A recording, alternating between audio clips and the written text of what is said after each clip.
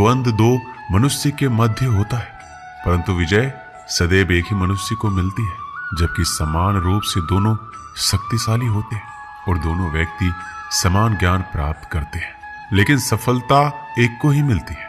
इसका कारण क्या है? मान लो दो प्रकार के लोहे होते हैं, एक ठंडा एक गर्म। कभी सोचा है लोहकार लोहे को लोहे से ही काटता है, परंतु सदैव ठंडा लोहा ही गर्म लोहे को काट पाता है। और यही नीति मनुष्यों पर भी लागू होती है। जब युद्ध होता है तो जिसके मन में ईर्ष्या होती है, जलन होती है, आक्रोश होता है, वह गर्म लोहे के समान है। और जिसका मन शांत होता है, जिसका मन संयम से बंधा होता है, वो ठंडे लोहे के समान है। और वहीं ईर्ष्या और द्वेष गर्म लोहे को काट सकता है।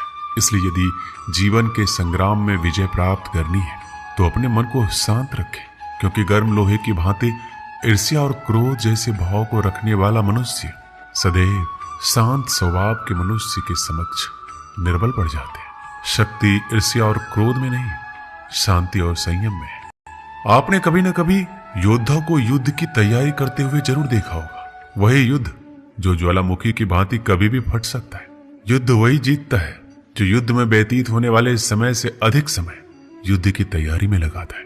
जो योद्धा अभ्यास क्षेत्र में जितना अधिक समय देगा, रणभूमि में उतना ही कम रक्त बहेगा। एक समान लोहा और तीखी तलवार में अंतर यही है कि एक तीखी तलवार को कड़ी अग्नि परीक्षा से होकर गुजरना पड़ता है, लोहकार की मार खानी पड़ती है। एक तलवार जितनी पीड़ा सहेगी, उसका वार उतना ही प्रबल होता है। इसलिए पीड़ा से घबराएं नहीं, उसका सामना करें, उसका अभ्यास करें, क्योंकि यही अभ्यास जीवन के युद्ध में आपको विजयश्री बना सकता है। जगत में प्रत्येक व्यक्ति को किसी न किसी प्रकार की निर्बलता अवश्य होती है।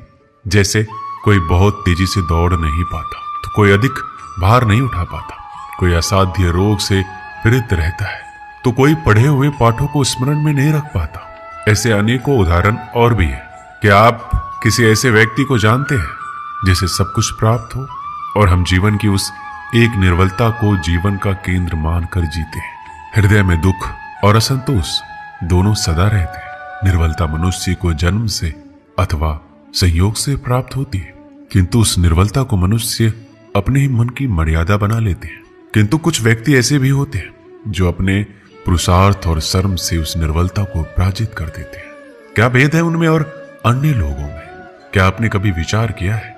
सरल सा उत्तर है इसका, जो व्यक्ति निर्बलता से पराजित नहीं होता, जो पुरुषार्थ करने का साहस रखता है, हृदय में वो निर्बलता को पार कर जाता है। अर्थात निर्बलता अवश्य ईश्वर देता है, किंतु मर्यादा मनुष्य का मन ही निर्मित करता है। हम अपनी सोच और संसार की मान्यता के अनुसार अपने विचार बनाते हैं। जैसे सत्य कहना धर्म है, असत्य कहना पाप, सहनशीलता धर्म है और क्रोध करना अधर्म, उपकार करना, जीवों पर दया करना धर्म है और निष्ठुर होना अधर्म। परंतु क्या यही सत्य है? क्या कभी कभी परिस्थितियां इन आवेशों को उल्टा नहीं कर देती? करती है।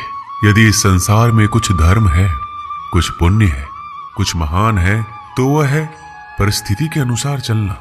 जटायु याद है आपको, जिन्होंने रावण पर क्रोध किया था, उस पर आक्रमण किया था। उस समय जटायु का क्रोध पाप नहीं था, वो धर्म था। इसलिए अंत में उन्हें भगवान राम की गोद मिली। और कुछ ऐसे भी होते हैं जो धर्म को सहनशीलता समझकर हर अन्याय को सहते हैं और अंत में वो बाणों की सैया पाते हैं। सीमा एक रेखा ही नहीं, एक परिभाषा भी है। सीमा हर किसी की होती है, प्रेम की, धैर्य की, मित्रता की और शत्रुता की भी। और जो सदैव सीमा में बंधे रहते हैं वो समान मनुष्य बनकर रह जाते हैं, परंतु जो समय आने पर सीमा तोड़ देते हैं वही भविष्य बनाते हैं, क्योंकि सीमा केवल आपको मर्यादा में नहीं रखती है, आपको बांधती भी है। अब यह आप पर, मुझ पर, हम सब पर निर्भर करता है कि ये कौन सी सीमाएं हमें बांधती है और कौन सी सीमाएं शक्ति के नए मार्ग समक्ष आती है। इसलिए सीमाएं में जो कर सकते हो उससे अधिक करने का प्रयत्न करो, तभी नई सीमाएं बना पाओगे। स्वर्ण, सज्जन पुरुष और परोपकारी मनुष्यों की गति एक समान होती है। यदि स्वर्ण टूट जाए तो उसे गर्म करके फिर से जोड़ा जा सकता है।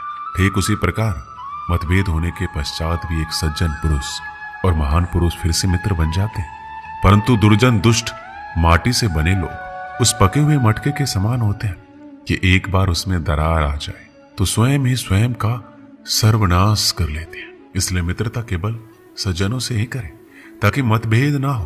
दुष्टों का समूह अपना नाश स्वयं ही कर लेता है। यदि कोयले की खान में जाओ तो चाहे जितनी भी सावधानी बरतो, वस्त्र पर कालिख लगी जाती है। इसलिए दुष्ट मित्रों से सावधान। सज्जन शत्रु प्रत्येक परिस्थिति में श्रेष्ठ है। प्रत्येक मनुष्य सफलता पाने के लिए कार्य करता है। कुछ सफल होते हैं, कुछ नहीं होते, और जो सफल नहीं होते वो सदा अपनी असफलता का कारण या तो अपनी परिस्थितियों को बताते हैं या अपने सहयोगियों को दोषी ठहराते हैं। परंतु क्या वास्तविकता में ऐसा ही होता है? क्या कोई परिस्थिति या कोई व्यक्ति किसी की असफलता का कारण बन सकते हैं? उत्तर है हाँ भी और ना भी। कैसे? आपने तितली को देखा होगा, आपने एक मक्खी को भी देखा होगा। प्रकृति ने दोनों को समान गुण दिए हैं रसपान करने का, लेकिन एक तितली जो फूलों पर जाकर उसका रस लेती है और इस अवस्था में नए फूल खिलने की व्यवस्था भी करती है, और मक्खी घाव पर बैठती है, घाव को सराहती और रोग भी फैलाती है। यदि इसमें किसी बात का अंतर है तो केवल सोच का। यदि आप उचित मार्ग चुनेंगे तो आपको सफलता अवश्य मिलेगा, आप में उत्साह बढ़ेगा, और यदि आप अनुचित मार्ग चुनेंगे तो आपको असफलता मिलेगी, निराशा मिलेगी। अब उचित मार्ग चुनना है या अनुचित मार्ग, यह निर्णय तो आप पर निर्भर करता है। भाग्य क्या है? जो आपने किया उसे भोगना भाग्य है, या जो आपके पूर्वजों ने किया उसका फल भाग्य है? नहीं, भाग्य वही है जो आपने किया, क्योंकि हर मनुष्य को अपने कर्मों के फल भुगतने होते हैं। इसलिए यदि जीवन में कुछ भी करें तो उस पर अपनी दृष्टि अवश्य रखें, क्योंकि आपके एक कर्म का फल आपका भविष्य बदल सकता है। हम वही बनते हैं जो हम चुनते हैं, क्योंकि वही हमारा भाग्य बनता है। मनुष्य सुंदरता से आकर्षित होता है, उससे प्रेम करता है। ऐसा ही होता है ना? क्या आप ऐसा नहीं करते? करते हैं। तो सुंदर और असुंदर की परिभाषा क्या है? इस आकर्षण और विकर्षण का कारण क्या है? कभी सोचा है कि जिससे आप प्रेम करते हैं, जिसके प्रति आप आकर्षित होते हैं, अचानक से उसके मन में वितृष्णा आ जाती है, और जिसके प्रति घृणा होती है उसके लिए एकाएक आपके मन में प्रेम उमड़ आता है। और इसका सबसे बड़ा कारण पता है क्या है? दृष्टिकोण। क्योंकि सुंदरता आपके मन में होती है, सोच में होती है, आपके दृष्टिकोण में होती है। इसलिए किसी को कीचड़ में खिला हुआ कमल सुंदर लगता है, और किसी को निर्मल चंद्रमा में भी कलंक का धब्बा दिख जाता है। यदि आपको सुंदरता अनुभव करनी है तो हर पल आनंद में रहना है, तो आप अपने दृष्टिकोण को सुंदर बनाएं और अपने आप सब कुछ सुंदर बन जाएगा। जब मेघ छाते हैं तो क्या होता है? अंधकार छा जाता है। मेघ गरजते हैं, बिजलियां कड़कती है, वर्षा होती है। सभी पशु अपने आश्रय स्थल पर जाकर छिप जाते हैं। मनुष्य अपने घरों की ओर दौड़ते हैं और सभी पक्षी अपने घोंसलों में जाकर छिप जाते हैं। परंतु एक जीव है जो गरजते मेघों की कड़कती बिजलियों को, भारी वर्षा को भी हरा देता है। वो जीव है बाज, क्योंकि वो समस्या की जड़ों से ऊपर उड़ता है। वो गरजते मेघों से, कड़कती बिजलियों से, भारी वर्षा से ऊपर उड़ता है। इनमें यही अंतर है, हारने वालों में और जीतने वालों में। ये युद्ध हार और जीत का नहीं, समस्या और सोच का है।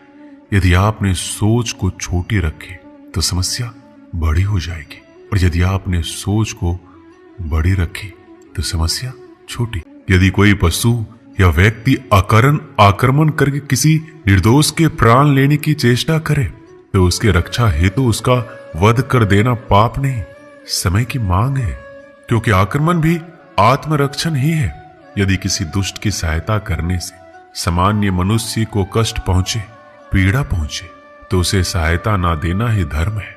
अकारण क्रोध अस्वीकार्य है, परंतु यदि क्रोध से कुछ शुभ हो तो क्रोध और दंड भी धर्म ही है।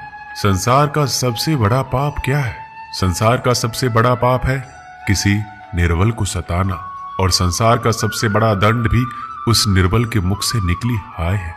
श्री कृष्ण कहते हैं, आपने लोहार को लोहा पिघलाते हुए तो जरूर देखा होगा, और ये लोहा पिघलता है इस चमड़ी की बनी धौनकी से निकली हवा से। जरा आप सोचिए, एक मृत पशुओं की खाल से बनी धौनकी इतने कठोर लोहे को भस्म कर सकती है। ठीक उसी प्रकार आप चाहे जितने भी शक्तिशाली क्यों ना हो, यदि आपने किसी निर्दोष, किसी निर्बल को सताया तो उसके मन से निकली हाय और उसका श्राप आपके जीवन को भस्म कर सकता है। यदि आगे बढ़ना है तो अपनों का साथ दो, और ये बात सत्य भी है, और अपनों का साथ देना ही चाहिए। परंतु साथ देने से पूर्व ये अवश्य पहचान लेना चाहिए कि अपने हैं कौन, क्या अपने वही होते हैं जिनके साथ हमारा रक्त संबंध होता है, या अपने मित्र, या अपने वो होते हैं जो हमें सद्कार्य के लिए प्रेरित करें, हमें आगे बढ़ाएं, हमारा साथ दें, और ना कि वो जिनका साथ देने से समाज का नाश हो, धर्म की हानि हो और सदैव साथ रहकर भी सगे नहीं होते, या वो जो सदैव साथ रहकर भी सगे नहीं होते। इसलिए जब भी अपनों की परिभाषा का चुनाव करें तो उन्हें अपना माने जो आपका साथ दे, उन्हें नहीं जो हमें अज्ञान के मार्ग पर ले जाए। दोस्तों, इस वीडियो में बस इतना ही। मिलते हैं अगली वीडियो में। अपना ख्याल रखिएगा।